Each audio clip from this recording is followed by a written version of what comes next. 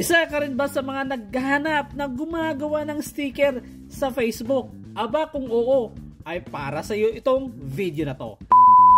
Alam naman natin mga lodi na napakahirap talaga mag-transact lalo na sa online.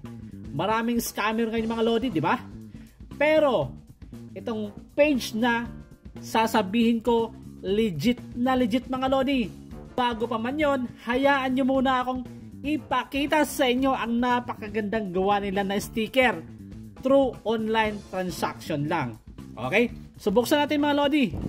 Ito yung box na galing sa kanila. Siyempre kasama yung sticker. So, ayan. Buksan natin yung box. Ito yung laman mga lodi. Wow. Ayan, yung page nila. DZNYO Disenyo. Alright, napakasolid na gumawa ng sticker to mga lodi. Tapos, ito yung gawa nila. Ayan oh. Mahigit 100 tong pinagawa kong sticker mga lodi. Pero ang binayad ko lang 1,430. Ito yung mga option na sticker na pwede nyo piliin mga lodi. Ayan. 3M reflective sticker. 3D dome. Ayan oh. Ay mga lodi, kung gusto nyo ma-check yung legitimacy ng Facebook nila, puntahan nyo na mga lodi. DZNYO Design yung mga lodi. May QR code yan sila. Okay?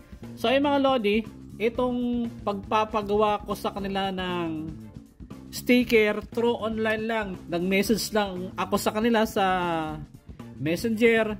Pero legit na legit mga lodi. Pagdating naman sa design ng sticker, mas maigi, i-chat nyo sila sa Messenger, sa page nila. Nagre-reply naman agad sila mga lodi. Tapos, yung pag-design ng sticker nito, naabutan nata ako ng 4 weeks. Ayan mga lodi, para ma-design to. Ang halaga ng inabot ko dito mga lodi para ma-design tong sticker na to ay nasa 5,000. Okay? Pero napakasolid mga lodi kasi lahat ng detalye sinasabi ko, tapos ina-accept nila, tapos magde-design, i-design nila yon, tapos pinapacheck sa akin katulad dito mga lodi. Nag-suggest ako dito na itong light mo to dapat maliit, pero sabi nila wag sir kasi papangit yung design nyo, mas maigi ganito yung gawin natin, ganito kalaki para kitang-kita yung logo ng inyong page. So, napakasolid mga lodi kasi sabi ko sa kanila, lagyan nyo ng open range taka 2 piston. Tapos yung background ko, yung bundok. Pero ang ganda mga lodi, napakasolid talaga. Ayan o. Siya nga pala mga lodi, pag nagpagawa kayo, di ba? Nagpa-design kayo ng sticker. After ma-design mga lodi, ang kagandahan, may free sticker na 40 peraso. Ganito kalupit si disenyo mga lodi. At ganyan kabait. Napaka-solid. Ayan o. So gusto ko nga yung ganito mga lodi. Yung naka 3D.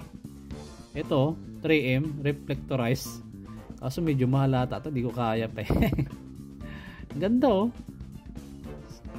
Ganda mga lodi. Kaso wala pa tayong budget.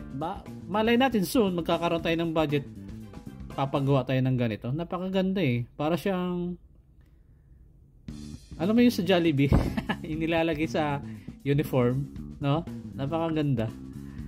Balik tayo sa sticker. Ayan mga lodi. So nagpagawa nga ako ng 100 mahigit. Pero ang binayad ko lang 1,430.